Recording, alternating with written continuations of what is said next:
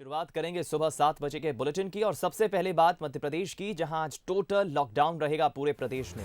Medical जरूरी सेवाओं को छोड़कर सभी सेवाएं जो हैं बंद रहेंगी। आज सभी दुकानें, सभी मार्केट, बाजार बंद रहेंगे और बेवजह घर से बाहर निकलने वालों पर सख्त कानूनी कार्रवाई होगी।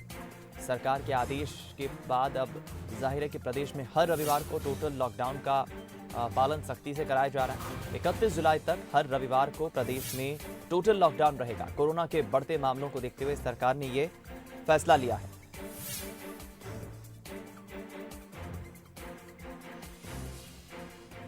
अब रुक करेंगे वासु चौरे, हमारे संवाददाता इस वक्त हमारे साथ जुड़ गए फोन लाइन पर ज्यादा बातचीत और जानकारी के लिए। वासु, लगातार इंदौर भोपाल की ही हम बात करें तो प्रदेश के आधे से ज्यादा मामले तो इन दो शहरों से आ रहे हैं और पिछले 4-5 दिनों से आंकड़े 100-110 के पार आ रहे हैं। फिलहाल जो आज टोटल लॉकडाउन है, क्या है इसको लेकर जानकारी? बिल्कुल दीपक, देखिए मध्य प्रदेश में कोरोना का संक्रमण लगातार बढ़ रहा है। सबसे ज्यादा प्रभावित शहरों की अगर बात की जाए तो इंदौर और भोपाल है, जहां पर इंदौर में 5,000 से ज्यादा केसेस सामने आ चुके हैं। भोपाल में 4,000 से ज्यादा केस है। प्रदेश का हर चौथा और पांचवा मरीज इन दो शहरों से होता है। और वहीं इससे ज्यादा चिंता की बात यह है कि अभी तक जो कोरोना महानगरों में था, अब वो छोटे शहरों में, कस्बों में पहुंच चुका है, गाँव में पहुंच चुका है और यहाँ पर अपनी पहुंच बना ली है। हालांकि बड़े शहरों में मेडिकल व्यवस्था आसानी से उपलब्ध हो जाती है, लेकिन गांव में और कस्बों में थोड़ी सी समस्याओं का सामना जरूर अभी भी करना पड़ रहा है। लोगों में कहीं जागरूकता की कमी भी सामने आ रही है, लापरवाही की बातें भी सामने आ रही है, जिसके कारण लगातार जो कोरोना का संक्रमण है वो बढ़ता जा रहा है। सरकार का अगर बात करें, अफसरों की बात करें तो उनका दावा है कि हम लगातार सैंपलिंग कर रहे हैं, टेस्टिंग कर रहे हैं, जिसके कारण जो कोरोना पॉजिटिवों की संख्या है वो बढ़ी हुई आ रही है। लेकिन ये भविष्य के मद्देनजर फायदेमंद साबित होगा, क्योंकि जितने जल्दी हम लोगों को आइडेंटिफाई करके, आइसोलेट करके उनका इलाज शुरू कर देंगे, उतनी जो कोरोना की फैलने की रफ्तार है वो थमती हुई नजर आएगी। हाल फिलहाल जो स्थिति मध्य प्रदेश में बनी हुई है उसके मद्देनजर सरकार ने ये फैसला लिया है कि हर रविवार को पूरे प्रदेश में सख्ती के साथ टोटल लॉकडाउन होगा। और ये दूसरा रविवार है जब पूरे प्रदेश में लॉकडाउन किया गया है। इस दौरान केवल मेडिकल जो सर्विसेज हैं उनसे जुड़े हुए लोगों को आने जाने की छूट दी जाएगी। जो लोग एसेंशियल सर्विसेज में लगे हैं, जैसे नगर निगम के जो कर्मचारी हैं, मेडिकल स्टाफ के जो कर्मचारी हैं, राजस्व विभाग के कर्मचारी हैं, पुलिस विभाग के कर्मचारी हैं, मीडिया के लोग हैं, इन तमाम लोगों को इस दौरान काम करने की छूट दी जाएगी, ताकि जो महत्वपूर्ण व्यवस्था है वो प्रभावित ना हो और दवाइयाँ आपको आसानी से उपलब्ध रहेंगी, क्योंकि मेडिकल दुकानों को खुलने की छूट दी जा रही है। इसके अलावा सांची पार्लर भी खुले हुए रहेंगे, ताकि जो रोजमर्रा का थोड़ा बहुत जरूरी सामान होता है, डेयरी प्रोडक्ट्स, वो आपको आसानी से मिल सके। लेकिन इस लॉकडाउन का जो मकसद है वो यही है कि लोगों में अवेयरनेस बनी रहे और लोग कम से कम एक दिन पूरी तरीके से अपने घर में रहें, ताकि संक्रमण ना फैले। बिल्कुल ठीक कहा आपने। बहुत बहुत धन्यवाद वासु, हमारे साथ बातचीत करने के लिए, जानकारी पहुंचाने के लिए। तो फिलहाल 31 जुलाई तक हर रविवार को प्रदेश में, मध्य प्रदेश में टोटल लॉकडाउन के जो सरकार ने आदेश दिए हैं और यही कारण है कि एकाएक जिस तरह से मामलों में एक बार फिर इजाफा हुआ है, ये वाकई एक चिंताजनक है। अगला टोटल लॉकडाउन 26 जुलाई को होगा। इसके पहले हमने देखा 12 जुलाई को जो लॉकडाउन था उसमें भी सख्ती से पालन कराया गया। पुलिस ऐसे लोगों पर तपिश दे रही है, पुलिस ऐसे लोगों के खिलाफ कार्रवाई करती है जो बेवजह घर से बाहर निकलते हैं, क्योंकि आंकड़े लगातार बढ़ रहे हैं और फिलहाल लोगों को जागरूक होना, लोगों को अवेयर होना होगा।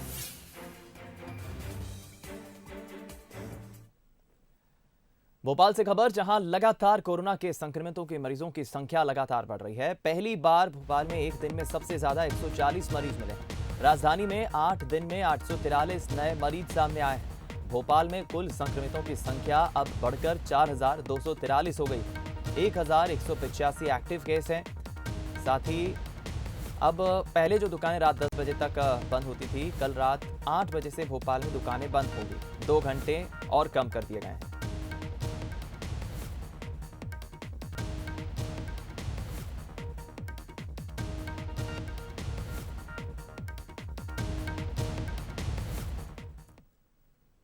राजधानी भोपाल में फिर प्रतिबंध लागू होंगे। सीएम शिवराज सिंह चौहान ने कोरोना की समीक्षा बैठक में निर्णय लिया है। साथ ही रात 10 बजे की जगह अब 8 बजे ही सभी दुकानें बंद की जाएंगी। साथ ही दफ्तरों में 50% स्टाफ के साथ ही काम करने की अनुमति होगी और गाइडलाइन का पालन नहीं करने वालों पर कार्रवाई होगी। इसके अलावा नसरुल्लागंज में फिर से लॉकडाउन लगाया जा सकता है। कोरोना को काबू में करने के लिए सीएम शिवराज ने बैठक में जरूरी निर्देश दिए। उन्होंने कहा कि कोरोना को लेकर टेस्टिंग बढ़ाई जाएगी।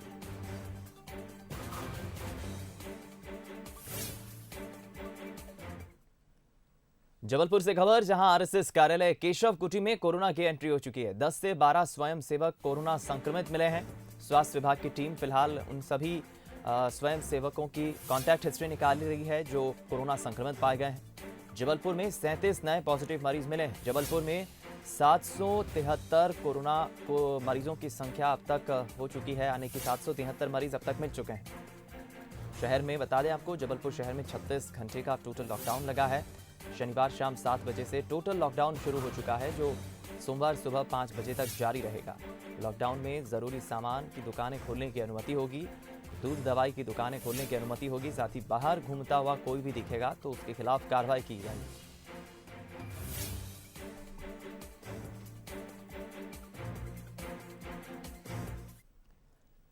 मध्य प्रदेश में लगातार कोरोना संक्रमण के मामले लगातार सामने आ रहे हैं। पिछले 24 घंटे में 682 नए कोरोना संक्रमित मरीज मिले। सबसे ज्यादा मरीज इंदौर से मिले। इंदौर से 145 नए मरीजों की पुष्टि हुई है, तो भोपाल से 140 मरीज, वहीं ग्वालियर से 51 नए मरीजों की पुष्टि हुई है। इसी के साथ अब प्रदेश में कुल संक्रमितों की संख्या 21,763 हो गई है, जिनमें से 6,193 कोरोना के एक्टिव केस हैं। प्रदेश में अब तक 706 लोगों ने कोरोना से दम भी तोड़ा है।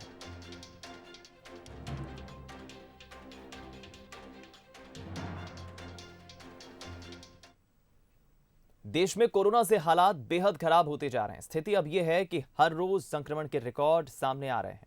शनिवार को रिकॉर्ड 37,407 नए केस बढ़े।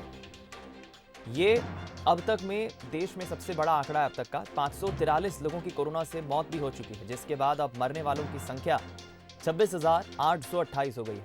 महाराष्ट्र में संक्रमितों का आंकड़ा 3 लाख के पार हो गया। अकेले मुंबई में ही 1 लाख से ज्यादा मरीज कोरोना के अब तक सामने आ चुके हैं। देश में अब कोरोना का कम्युनिटी स्प्रेड भी शुरू हो चुका है। इंडियन मेडिकल एसोसिएशन के चेयरमैन डॉक्टर वीके यादव ने यह बात कही है। उनका कहना है कि रोजाना 30,000 केस सामने आ रहे हैं। हर घंटे 1200 से ज्यादा लोग संक्रमित हो रहे हैं। अब तो ग्रामीण इलाकों में भी संक्रमण फैल गया है। देश में फिलहाल 10,75,000 पार कर चुका है केस, और कोरोना का आंकड़ा करीब करीब अब 11 लाख की तरफ बढ़ रहा है। इस तरह गति रही तो रविवार रात तक 11 लाख केस हो सकते हैं।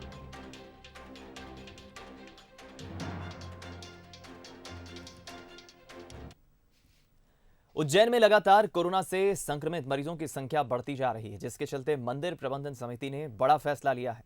अब केवल मध्य प्रदेश के निवासी ही बाबा महाकाल के दर्शन कर पाएंगे। बाहर से आने वालों को मंदिर में एंट्री नहीं दी जाएगी। टोल फ्री और ऑनलाइन बुकिंग करने वाले बाहर के भक्तों को भी इसकी सूचना दी जाएगी।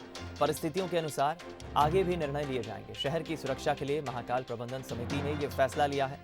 वहीं 20 जुलाई को सोमवती और हरियाली अमावस्या पर्व पर शिप्रा नदी के सभी घाटों पर किसी भी प्रकार का स्नान करना पूर्णतः प्रतिबंधित कर दिया गया। साथ ही नदी और घाटों के किनारे जाना भी पूर्णतः प्रतिबंधित होगा।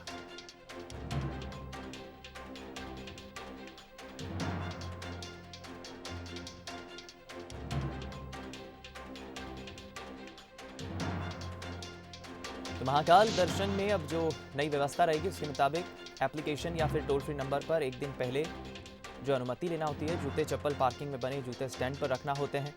इसके अलावा महाकालेश्वर के अलावा परिसर के अन्य मंदिरों में प्रवेश जो है वो बंद रहेगा।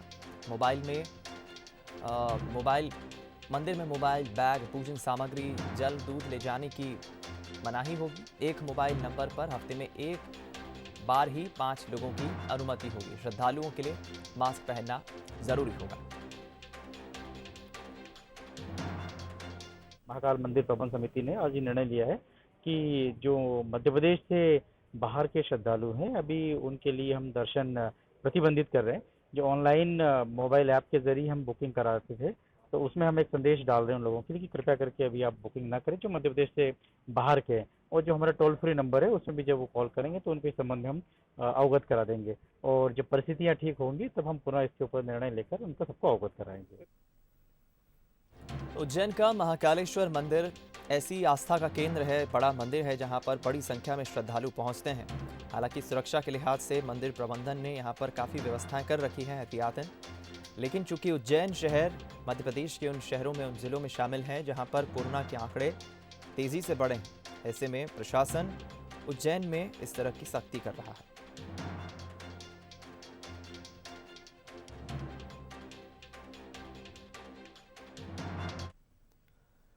भोपाल से खबर, जहां आज कांग्रेस विधायक दल की बैठक होगी। बैठक में पूर्व सीएम कमलनाथ भी शामिल होंगे और सभी विधायकों के साथ कमलनाथ 1-to-1 चर्चा करेंगे। उपचुनाव को लेकर रणनीति पर चर्चा हो सकती है। ये बैठक काफी अहम मानी जा रही है।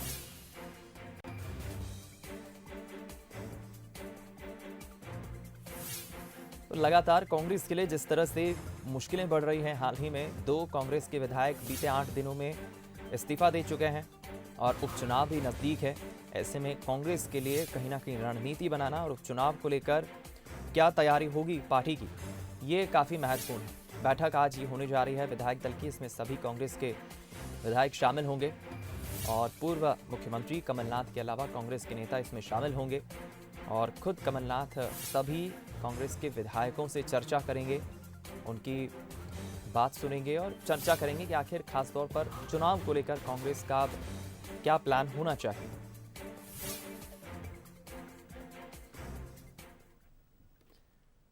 कहते हैं एमपी गजब है और यहां की सियासत भी अजब है। दरअसल उपचुनाव से पहले सूबे की सियासत में टाइगर और चील की एंट्री तो हो गई, लेकिन अब घोड़े पर सियासत गरमा रही है। प्रदेश की सबसे रोचक सीट बन चुकी सांवेर विधानसभा में अब घोड़े पर सियासी बयानबाजी तेज हो गई। दरअसल शुक्रवार को प्रचार के दौरान सांसद शंकर लालवानी और जिला अध्यक्ष राजेश सोनकर घोड़ी पर सवार हुए थे। पूर्व सांसद प्रेमचंद गुड्डू ने इस पर ऐतराज जाहिर किया। प्रेमचंद गुड्डू का कहना है कि कोरोना संक्रमण के इस दौर में दुल्हों को शादी में घोड़ी पर सवार होने की अनुमति नहीं मिल रही है, लेकिन भाजपा नेता घोड़ी पर सवार होकर प्रचार कर रहे हैं। प्रेमचंद गुड्डू के इस बयान पर सांसद शंकर लालवानी ने भी पलटवार किया है। उन्होंने चुटकी लेते हुए कहा कि अब प्रेमचंद गुड्डू को घोड़ी नहीं मिल रही तो हम क्या करें।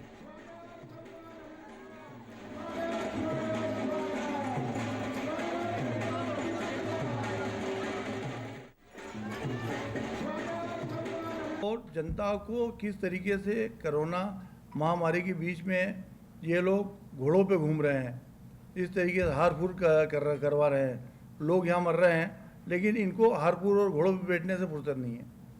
तो मैं यही करूँगा उनको मानवीय आधार पे भी वो सोचे। सांसद हैं, देश की सबसे बड़ी पार्टी के सांसद हैं, प्रधानमंत्री तुम्हारा है, मुख्यमंत्री तुम्हारा है। इन चीज़ों से गलत असर जाता है। तो देखो, उनके साथ लोग नहीं जा रहे, भीड़ नहीं जा रही, तो उसमें मेरा दोष नहीं है। ये तो हमारी जनता का प्यार है, आशीर्वाद है, जो जनता हमारे साथ चल रही है और साथ में चल रही है। अब उनके साथ कोई नहीं जा रहा, वो अकेले घूम रहे, तो उसके लिए मैं कुछ नहीं कह सकता। अरे मैं बता रहा हूँ, हमारे कार्यकर्ता उस गांव में रहते हैं, वो घोड़े का ही काम करते हैं और उनके मन रखने के लिए बता ना, उनको कौन बिठाएगा? उनके कोई है ही नहीं जो बिठाने वाला है। दतिया के बड़ौनी में गृह मंत्री नरोत्तम मिश्रा ने कांग्रेस पर जमकर हमला बोला। उन्होंने यहां कांग्रेस को एक विलुप्त प्रजाति बता दिया। साथ ही ये भी कहा कि ये एक ऐसी पार्टी है जो सत्ता में टूटती है और विपक्ष में भी। इतना ही नहीं, नरोत्तम मिश्रा ने कांग्रेस में पदाधिकारियों की लिस्ट पर भी तंज कसा। लिस्ट की तुलना वृद्धाश्रम के लिस्ट से की। यहां नरोत्तम मिश्रा ने मेडिकल कॉलेज डॉक्टर्स के लिए 30 सीटर 2 छात्रावास के निर्माण के लिए भूमि पूजन भी किया। 3 करोड़ 66 लाख से इसका निर्माण होगा। नरोत्तम मिश्रा ने यहां के लोगों के लिए 30 लाख रुपए का चेक विवाह और अंत्येष्टि सहायता राशि के नाम पर दिया। टूट रही है और विपक्ष में है तो भी टूट रही है।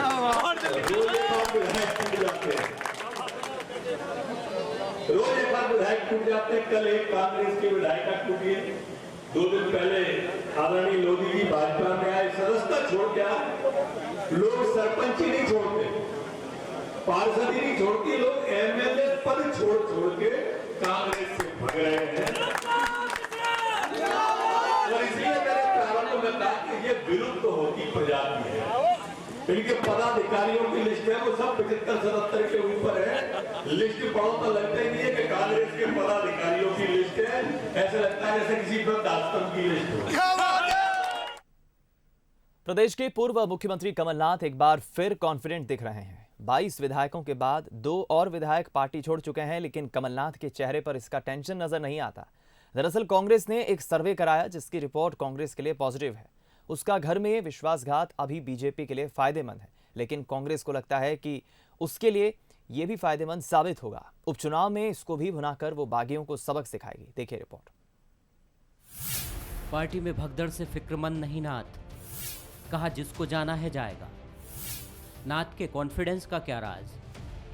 कांग्रेस में बगावत और कमलनाथ सरकार के तख्तापलट के बाद उठा तूफान थमने का नाम नहीं ले रहा है। पिछले दिनों में सैकड़ों कार्यकर्ता और 2 विधायक प्रद्युमन सिंह लोधी और सुमित्रा देवी पार्टी छोड़कर बीजेपी में चली गई। इसके बाद विधानसभा में कांग्रेस की सदस्य संख्या घटकर 90 पर पहुंच गई है, लेकिन पूर्व मुख्यमंत्री कमलनाथ अपनी ताकत को लेकर फिर भी काफी आश्वस्त हैं। आखिर नाथ के कॉन्फिडेंस का राज क्या है? मुझे कोई चिंता नहीं है, मुझे कोई चिंता नहीं है कि जाने वाले, मुझे तो पता था कि ये ऐसे एक आध हैं जो चले जाएंगे, तो चले गए। कोई आश्चर्य वाली बात नहीं थी मेरे लिए। सरकार जाने के बाद लॉकडाउन लग गया था। उसके बाद से ही पूर्व मुख्यमंत्री कमलनाथ रणनीति बनाने में जुटे हैं। टिकट बंटवारे को लेकर निजी एजेंसियों से सर्वे करा रहे हैं। वहीं सभी सीटों पर कांग्रेस ने जनता का मन भी टटोलने की कोशिश की है, जिसमें उसे कमबैक के संकेत मिले हैं। ऐसी जो सोच रखते हैं कि जो राजशाही हो, सामंतवादी सोच वाले लोग हो, वो जो पैराशूट से आते, ये लोग कार्यकर्ताओं से ना जुड़ पाते, ना उनकी भावना समझ पाते। तो ऐसे लोग जा रहे हैं तो जाने दो। देखिए, ये जो जाने की तैयारी है सब लोगों की, इसी कारण है कि बीजेपी को लग रहा है कि कांग्रेस ज़्यादा सीटें जीत रही है। ये बिल्कुल जनता भी कह रही है, सर्वे भी कह रहा।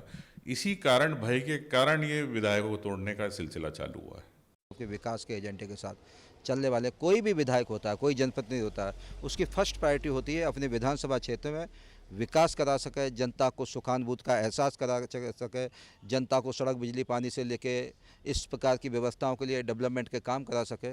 तो उन्होंने 15 महीने में किया नहीं कुछ, लूट खसोट किया है, ट्रांसफ़र घोटाले किए हैं, सब प्रकार के इस प्रकार काम किए हैं।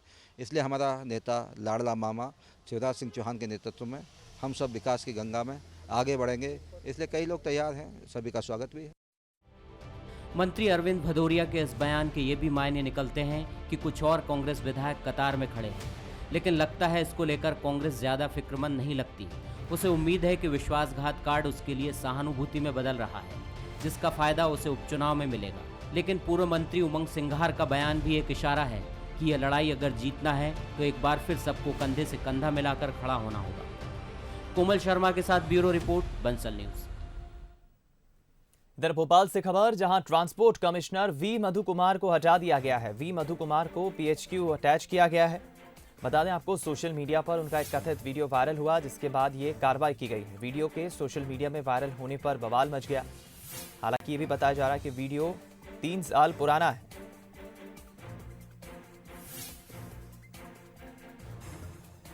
तो राज्य सरकार ने शनिवार देर रात आईपीएस अधिकारी वी मधु कुमार को ट्रांसपोर्ट कमिश्नर पद से हटा दिया।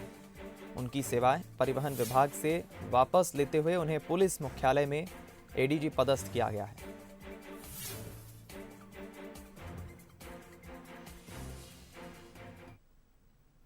मीडिया के सामने यौन शोषण के आरोपी प्यारे मियां ने खुद को निर्दोष बताया है और पूरे मामले को साजिश करार दिया।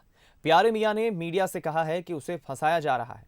बता दें आपको कि प्यारे मियां को पुलिस विष्णु हाइट के फ्लैट लेकर पहुंची शनिवार को, जहां प्यारे मियां नाबालिगों को रखता है।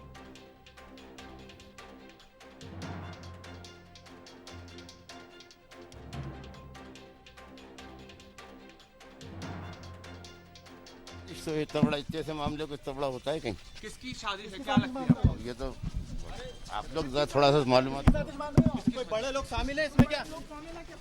जी साजिश तो इतना बड़ा, इतने से मामले को इतना बड़ा होता है कहीं? किसकी शादी से क्या लगती है आपको? ये तो आप लोग थोड़ा सा मालूमात। कोई बड़े लोग शामिल है इसमें क्या? जी प्यारे पापकांड में एक और बड़ा खुलासा हुआ है। जानकारी मिली है कि प्यारे मियां के ड्रग माफिया से तार जुड़े हो सकते हैं। मंदसौर नीमच के बड़े माफिया बाबू बिलौद से प्यारे मियां के संपर्क बताए जा रहे हैं। प्यारे मियां की काली दुनिया के राज धीरे धीरे अब बेपर्दा हो रहे हैं। नाबालिग बच्चियों को शराब पिलाकर पार्टियों में भेजने वाले आरोपी प्यारे मियां करोड़ों की अचल संपत्ति का मालिक बताया जा रहा है। जांच में पता चला है कि प्यारे मियां पर 25 साल से 10 करोड़ रुपए से अधिक इनकम टैक्स बकाया है। इतना ही नहीं, प्यारे मियां के साथ खुर्शीद आलम को भी पुलिस रिमांड पर लेगी। जाहिर है कि खुर्शीद आलम ने ही प्यारे मियां को आस्था से फरार कराने में मदद की थी। जो ये सतही तौर पे भी ये जानकारी है, लेकिन इसमें कंक्रीट एविडेंस के प्रयास कर रहे हैं कि इस तरह से अगर कोई लिंकेज है तो उसको निकलवाएंगे, उनका प्रयास करेंगे। लेकिन जो उसकी पार्टनरशिप वगैरह है, उसके पेपर्स वगैरह इकट्ठे कर रहे हैं और पता कर रहे हैं कि अगर उसमें कोई कुछ ऐसी चीज़ आती है सामने जो कि किसी अनटुवर्ड किसी एक्टिविटी को केंद्रित करती है, तो हम उस पर बिल्कुल कार्रवाई करेंगे। जो हम लोगों ने रिमांड ले रखा है उनमें से कुछ लोगों को वापस जेल भेज दिया जाएगा और उसमें से राबिया जो है वो जेल चली जाएंगी, स्वीटी को जेल भेजा जाएगा और अनस को जेल भेजा जाएगा। हम ट्राई कर रहे हैं कि उवैस का हम लोग रिमांड और बढ़ाएं। नहीं, अभी जैसे खुर्शीद आलम वाला नाम था जिसके ऊपर पुलिस ने ऑलरेडी कल कार्रवाई करी है, उसके अगेंस्ट एक और केस उसी की वाइफ ने दिया है जो 5 साल पहले की बात थी, जिसमें उसने प्यारे मियाँ के साथ मिलकर अपना एक झूठा पत्रकार का एक आईडी बनाया था और जबकि वो एक सरकारी स्कूल में टीचर है, उसके बावजूद इस टाइप का आई कार्ड उसने बनाया था। तो इस पर हम लोगों ने ऑलरेडी केस दर्ज किया है। विधायक डॉक्टर अशोक मरस्कोले पर एक युवक के अपहरण के आरोप लग रहे हैं। बता दें कि दमोह के झालोन गांव के सुरेंद्र प्रताप 16 मई से लापता है, जिसके बाद सुरेंद्र के पिता ने पुलिस में शिकायत करते हुए विधायक पर अपहरण करने का आरोप लगाया है। दरअसल सुरेंद्र विधायक के लिए काम किया करता था। युवक के पिता अर्जुन सिंह ने एसपी से मिलकर शिकायत करते हुए मामले में जांच की गुहार लगाई है।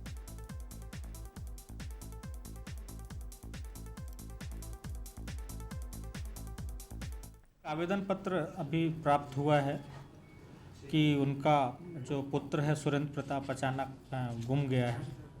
उस आवेदन पत्र के परीक्षण कराया जा रहा है और आवेदक को अभी बुला करके बातचीत करेंगे।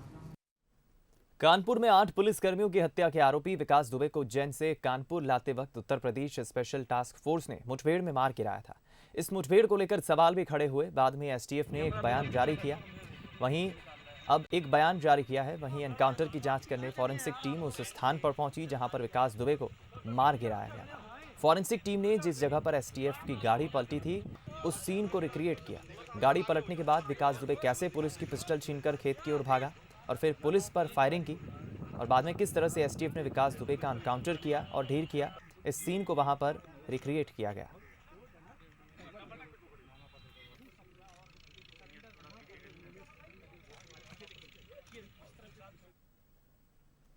उत्तर प्रदेश के हापुड़ में पुलिसिया अत्याचार की एक घटना सामने आई है। पुलिस पर गरीब फल विक्रेता ने गंभीर आरोप लगाया है।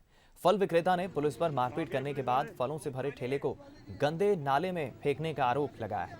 हालांकि पुलिस ने सफाई देते हुए ऐसी किसी घटना से इनकार किया है, लेकिन तस्वीर खुद बयां कर रही है। फल वाला नाले से अपने फल निकाल रहा है। पुलिस ने सफाई दी है कि पुलिस का हूटर सुनकर फल विक्रेता खुद ही ठेला लेकर भाग रहे थे और उसी आपाधापी में एक ठेला नाले में गिर गया।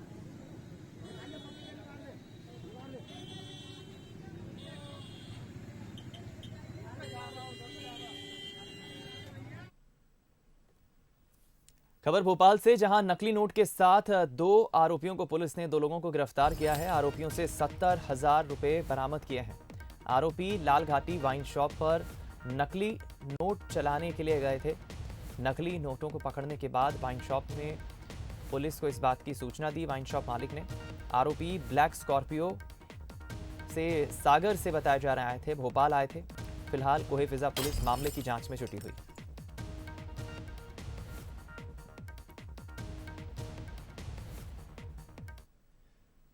इधर लॉकडाउन चल रहा है और बच्चों के स्कूल की आफत भी बढ़ रही है। लॉकडाउन से 150 करोड़ बच्चों का स्कूल बंद हो जाने से काफी परेशानी बढ़ रही है। 70 करोड़ बच्चे भारत बांग्लादेश जैसे देशों के अब पढ़ाई के नुकसान की भरपाई कैसे करेंगे, माता पिता उनके चिंतित हैं और बच्चे भी परेशान हैं अपने भविष्य को लेकर।